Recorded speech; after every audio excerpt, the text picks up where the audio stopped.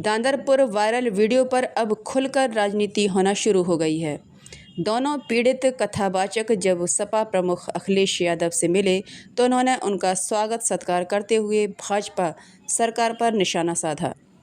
क्या कुछ कहा अखिलेश यादव ने, आइए देखते हैं।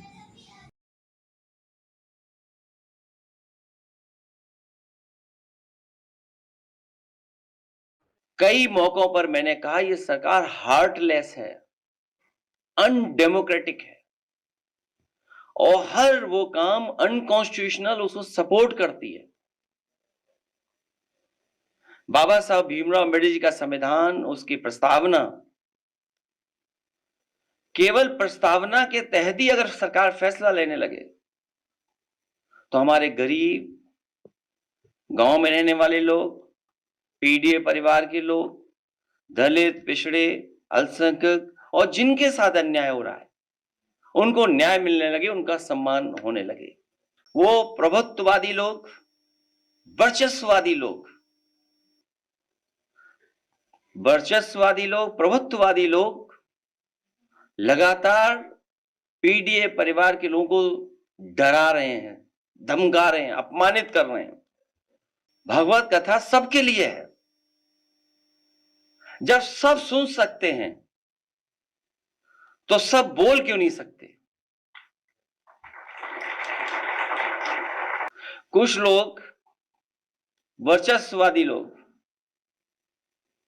प्रभुत्ववादी लोग कथा वाचन में अपना एकाधिकार बनाए रखना चाहते हैं। कथा वाचन को जिन्होंने भावना की जगह व्यवसाय बना लिया है, व्यवसाय बनाने वाले लोग हमारे इटावा कथा वाचन पीडी अपमान कांड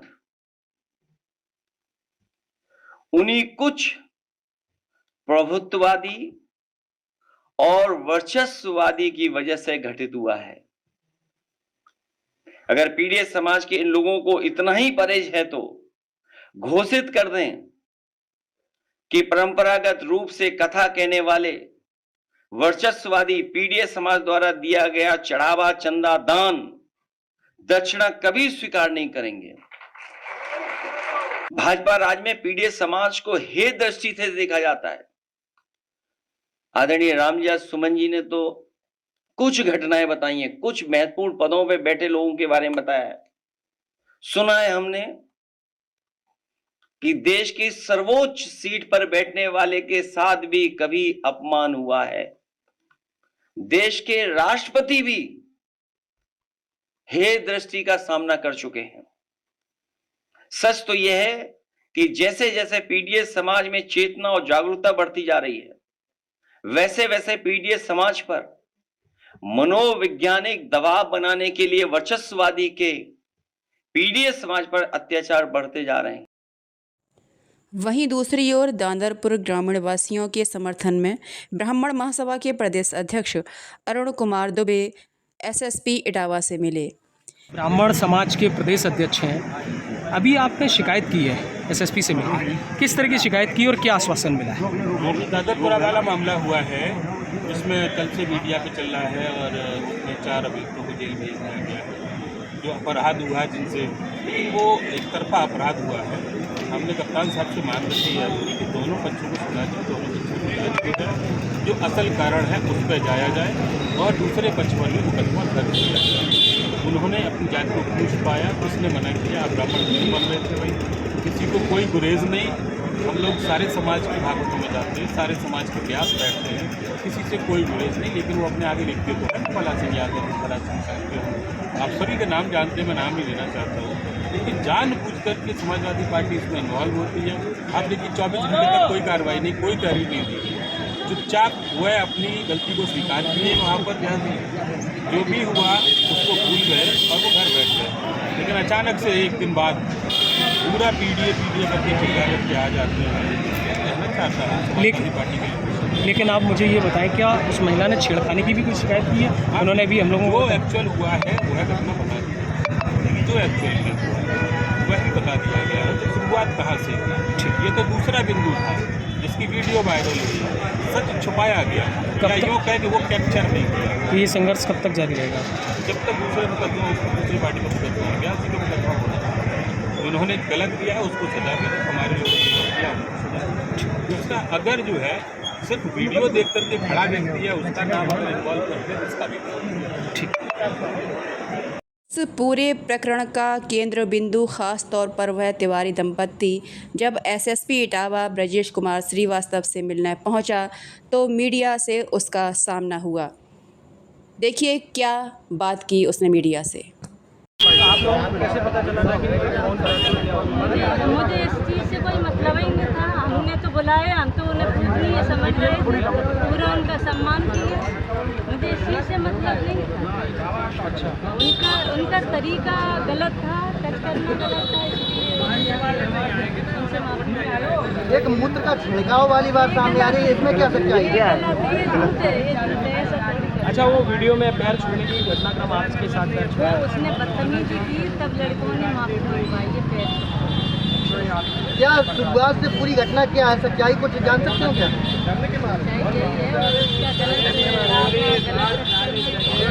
तो ये एक थे या दोनों थे? कैसे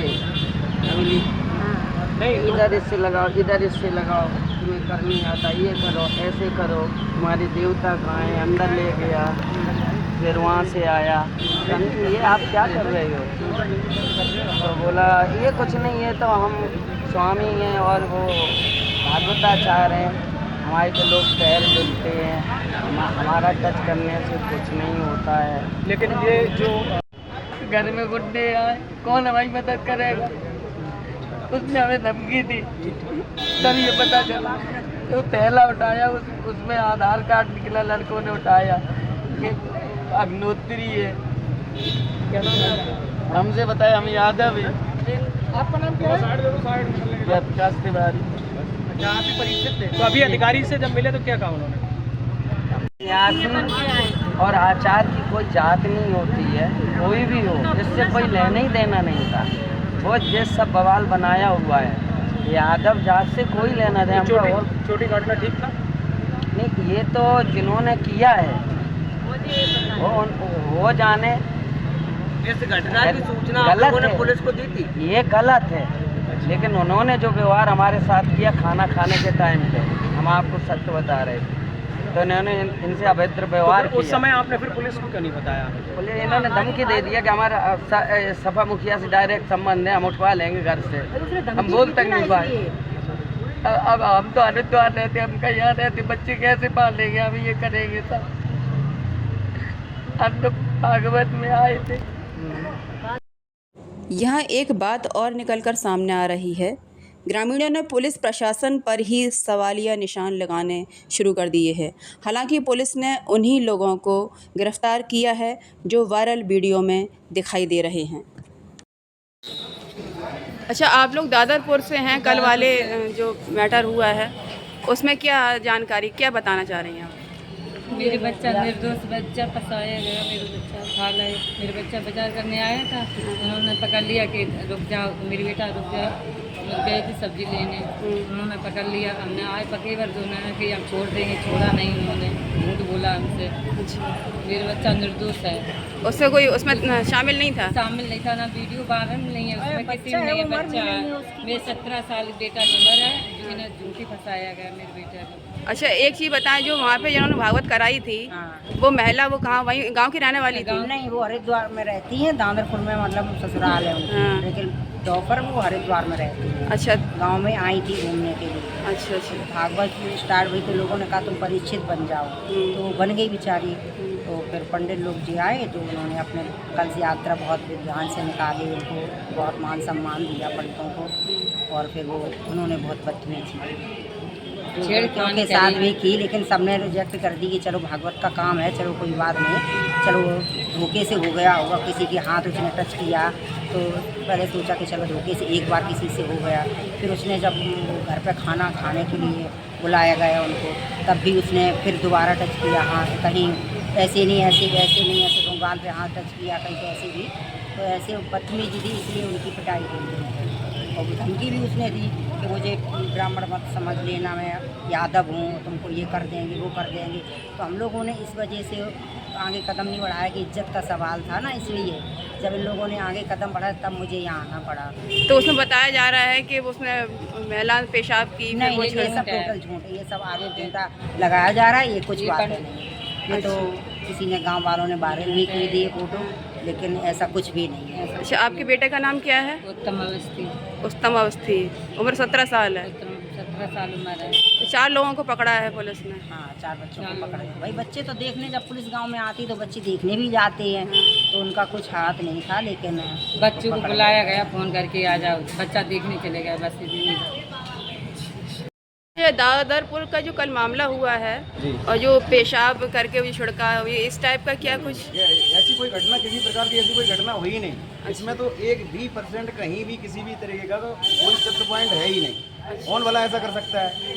कोई भी कभी मतलब कोई महिला ऐसा करेगी, मतलब उसको देगी, फिर उसको मतलब कोई भी अभी घर का भी कोई हुआ रहता है, मतलब हम गाय का तो मूत्र हाथ लेने में के लिए सोचते हैं, तो मतलब हम लेडीजों का मतलब ये कहते रहेंगे और उनसे मतलब पवित्र हो। ये सब टोटली प्रोपेगेंडा बगराया जा रहा है, केवल समाज में ये सारी गंदगी बगराई जा रही है। ऐसा कुछ भी नहीं था, सब कुछ बिल्कुल बस उनसे नॉर्मली बातचीत। तो ये प्रचारित कौन कर रहा है, आपको क्या लगता है? बस कुछ नहीं, कुछ लोग ऐसे मतलब जो जुड़े हैं, जो अराजक तत्व हैं, कहीं ना कहीं मतलब समाज में मतलब ऐसा चाहते हैं कि कहीं ना कहीं समाज में आपस में झगड़े हों और ऐसी कोई मतलब जात पात की संभावना मतलब पैदा हो जो है कि जो कि राजनीतिक पार्टियों को उनको मुद्दा मिल गया इस चीज़ का, और बाकी कोई समस्या कोई नहीं। एक विशेष कोई नाम है आपके, उसमें ले सकते हैं आप? अब ऐसे तो जैसे कि हम ऐसे क्या बताते हैं, लेकिन हमने जहाँ तक जो सुना है, जैसे भी हमारे पास कुछ मीडिया वाले हैं तो उन्होंने जैसे कहा, मुझे ऐसा लगा, उन्होंने भी बोला, तो जैसे आप हमसे पूछ रहे हो तो हमने कहा ऐसा कुछ भी है ही नहीं। तो कहीं ना कहीं किसी ने तो ये बात चलाई है, समाज में को दूषित किया जा रहा है, लेकिन ऐसा कोई मतलब ही नहीं है इस चीज़ का। केवल कहीं ना कहीं जो सत्यता है वो अभी तक दर्शाई ही नहीं है, केवल मात्र एक पक्ष के लिए मतलब सब कुछ चल रहा है और उसी के हिसाब से काम हो रहा है। आप देखते हैं, आज हम लोग आए थे इटावा एसपी ऑफिस के पास में, भाई उनसे अपनी दरखास्त रखी है और कहा है, हमारी महिलाएं भी आई थी साथ में, जिनके साथ में बदतमीजी सलूक हुआ है जो भी, तो उन लोगों ने अपनी बात रखी है। अब देखते हैं आगे प्रशासन से हमें क्या मदद मिलती है और क्या होता है, बस यही आपसे। तो आपने उन्होंने आपको टाइम दिया एसपी साहब ने? हाँ शायद उन्होंने टाइम दिया है, अभी जो वो चली गई है, नहीं तो उनसे हम क्लियर करके आपको बता भी देते, लेकिन उन्होंने आश्वासन दिया है, बोले जो भी होगा वो क्लियर सही किया जाएगा, कुछ गलत नहीं होगा।